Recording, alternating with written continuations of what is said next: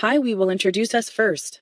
We are Yoohyeon Kim, Chanjin Kim, Donghyeon Yoon, and Youngseok Jang. We are all Korean. Today we are going to talk about Korea subway, especially Seoul subway, which selected as the best subway in the world by Jalopnik. Do you know where here is? It's the picture of Seoul subway during the commute time. There are really lots of people in Korea who use subway, especially during this time. It looks quite different with Copenhagen subway. But there are more difference in characteristics in Seoul subway. Now let's see some characteristics of Seoul subway. It's Seoul subway route map. You must be confused when see it first, because there are 23 lines and 330 stations in this map. There are so many lines that total distance is really long. It's 351.9 kilometers. This is world's 7th long distance. Moreover, Seoul is planning to make it long. They plan to make 10 lines more. Seoul subway is also famous with lots of passenger. 8 million of people use subway per day and 2.9 billion per year. This numerical value is third in the world after Beijing and Shanghai. Gangnam Station record most passengers per day. 0.3 million people use Gangnam Station in average per day. 0.2 million people using Copenhagen Metro per day. So passenger who using Gangnam Station is same as passengers who using whole Copenhagen Metro. Seoul subway's fare system is capital area combined system. So you can use all the subway with one card. And you transfer to other subway or bus for free. It's the only system in the world which can transfer bus and subway with free charge. Also, we selling this fare system to other country or city. And there are more characteristics which only Seoul subway has. We can use 4G Wi-Fi in any station in subway. It's the only subway which we can use Wi-Fi in any station in subway. All the station has a screen door, so it can save people from danger. Moreover, it helps to reduce the noise and cooling cost. Next part is about the rail signals. In South Korea, the subway's operator is Seoul Metro, and they use fixed block system. It has manual operation like one stewardess and two conductors. The sign of the rail is made up of the ground signal type by railroad signal and intermittent control type ADS. This picture gives an overview about signal system outline. The control room, signal machine room, local console and site are connected like this. From now we will talk about signal equipment. First, impedance bond.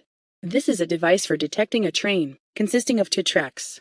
Second, audio frequency track circuit. It is audio frequency, a circuit that detects a train without electrical insulation using a frequency band of 20 to 20,000 Hz. And train detection using the wheels of a train. Third, signal box ground signal. It uses different shape, color, etc. Signal box automatically proceed according to forward train position and line conditions. This is a device that enables safe operation by indicating the driving conditions from the signal to the stop signal. First picture is a sign before entering the train and the other one is a sign after entering the train. The last one is automatic train stop. That is a device that automatically stops an emergency braking when ignoring the signal display and exceeding the allowable maximum speed for more than 3 seconds to prevent a safety accident. ADS antenna receives the maximum permissible speed transmitted from ATS wayside coil and emergency stop the vehicle as the engine is over speed. Before that, ATS wayside coil sends the legal limit of speed in conjunction with signal display.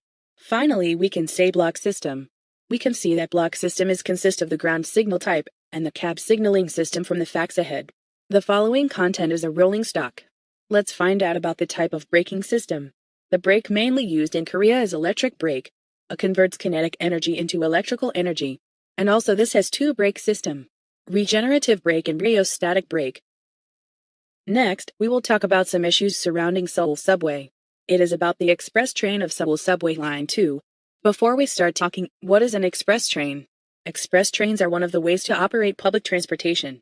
Unlike regular trains that stop all stations, they operate only by stopping some stations, or by using dedicated tracks. So it is possible to increase the schedule time and reduce the time required. Seoul subway line number 2 has 3 million daily passengers, the largest number of all subway in Korea. Also, it is 2.1 times larger than Seoul subway line 1, which is the second most popular, and 2.5 times more than Seoul subway line 3, which is the third most popular.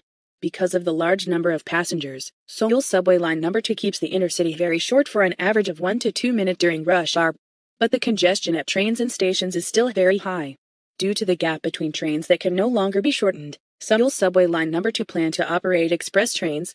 However, for a few reasons, the plan to operate the express train is expected to be very difficult. The first is the initial design without considering express trains. In order to operate express trains, additional tracks are required for regular trains to evacuate when they are ahead of regular trains. However, in the 70s when Seoul Subway Line 2 was first designed, it was only built as a line for regular trains because it was not expected that demand for Seoul Subway Line 2 would increase so dramatically. Second, there are many underground facilities that are buried around the tracks on Seoul Subway Line 2. Seoul Subway Line number 2 is the most frequently passed Seoul's major business and commercial districts among all Seoul subway lines.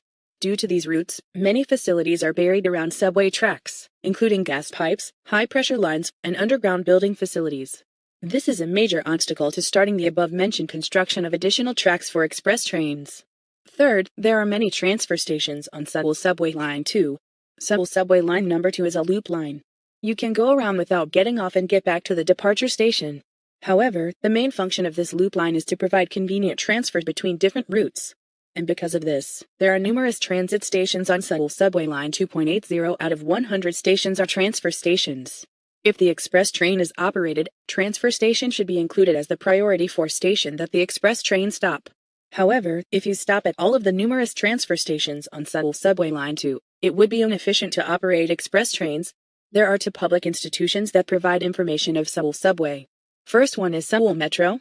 Seoul Metro belongs to Seoul City and operates Seoul Subway Line 19. In its homepage, you can get some information which obtained by operating Seoul subways. It includes information like number of passengers getting on and off, distance between stations, number of trains organized, and scheduled speed. Another one is KRISI. KRISI is abbreviation of Korea Railway Industry Information Center. In its homepage, there is a large database which stores technical data, research reports, safety and accident information, new technology, and patents. You can also get information about laws, regulations, and construction standards in this site. So far, it was an explanation of the Korean subway system. Thank you for listening.